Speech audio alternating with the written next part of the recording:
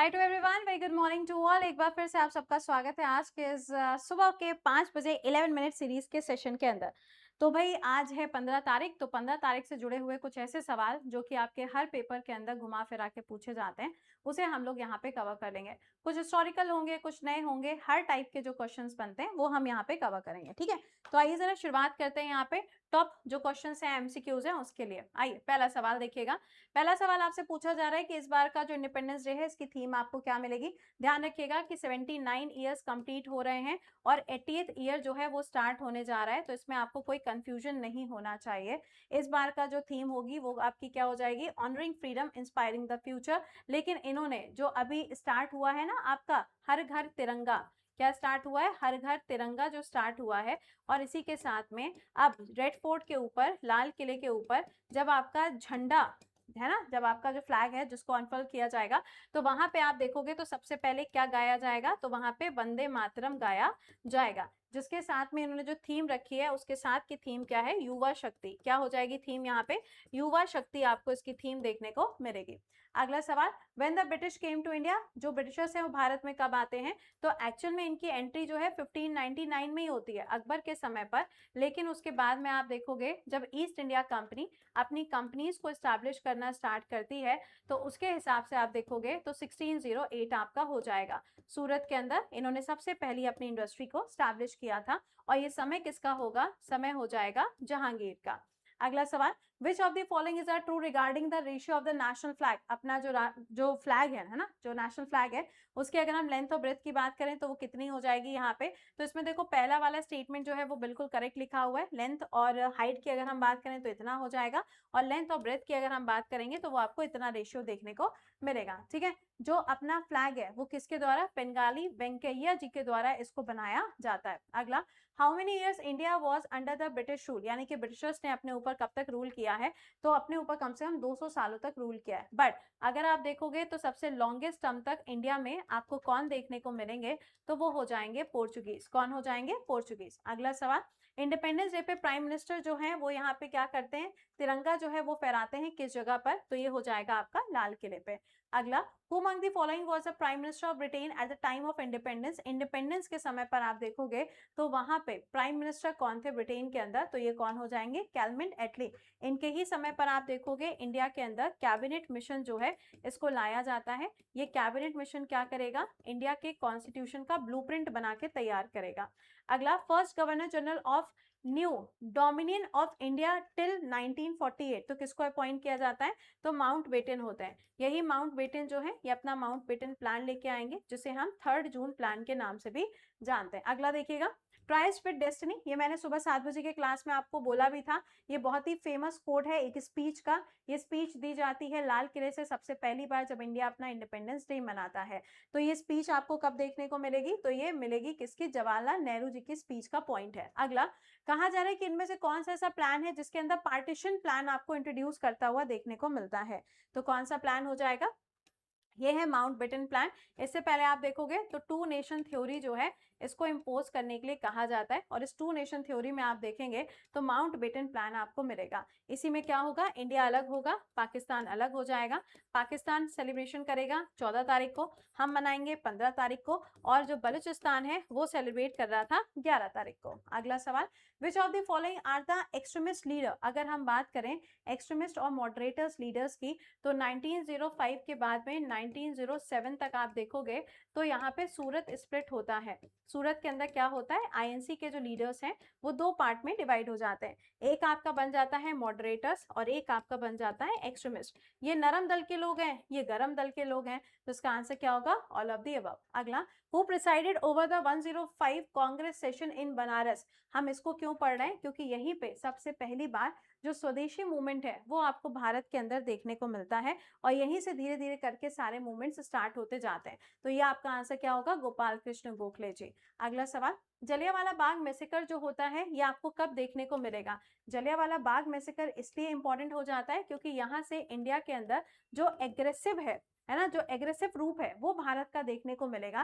क्यों? क्योंकि यहाँ पे जो चीजें होती हैं इसके बाद में हर कोई नाराज हो जाता है, तो यहीं से आता है नॉन कॉपरेशन मूवमेंट की शुरुआत होगी 1920 से, एंड हो जाएगा 1922 में चौरी चौरा मूवमेंट के बाद में। ठीक है, इसका राइट आंसर क्या हो जाएगा? This is 13th of April 1919। अगला सवाल, इनमें से कौन सा स्टेटमेंट आपको इनकरेक्ट देखने को मिलेगा? ठीक है, चंपारण, खेड़ा, अहमदाबाद, रोलेट, इसको आपको मैच करके बताना है।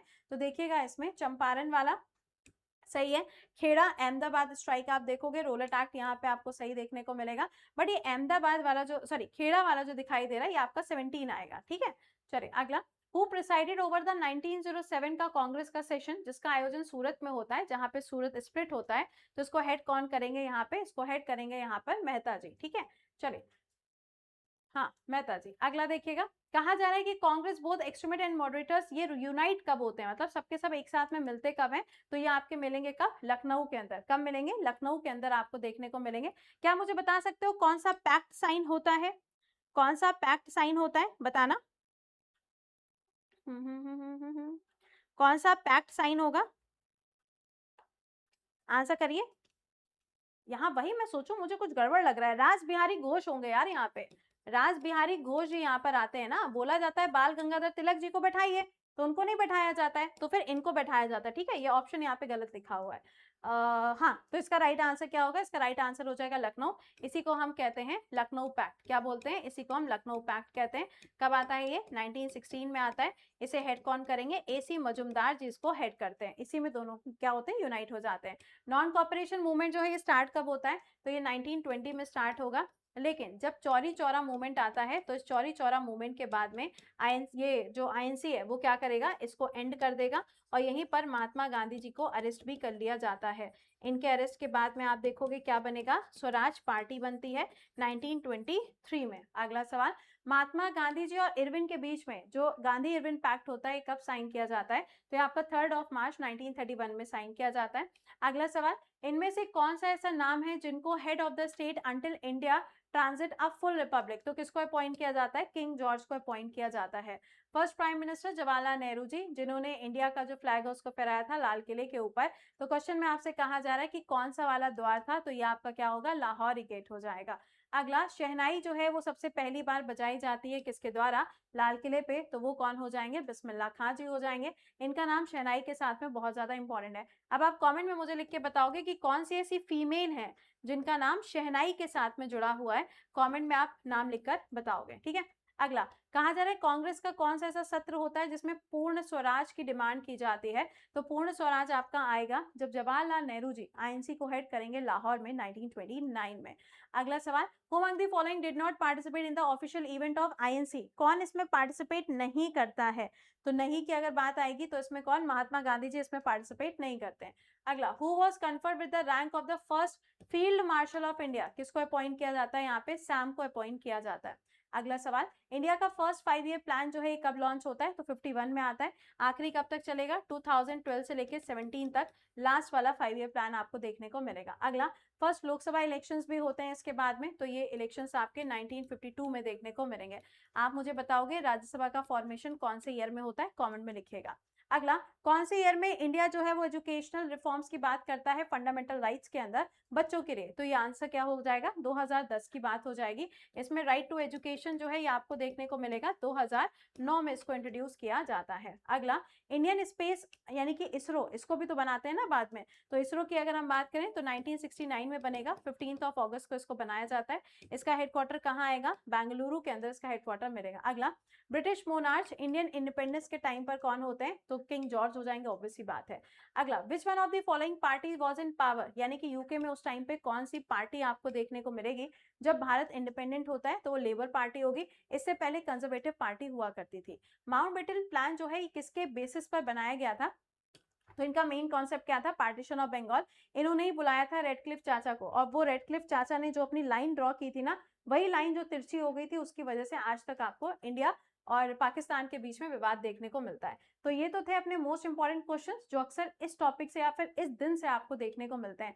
But last but not the least, तो यहाँ पे ध्यान रखिएगा कि आपके लिए सेल चल रही है भाई, 15 अगस्त से कुछ ना कुछ तो होगा ही होगा ना।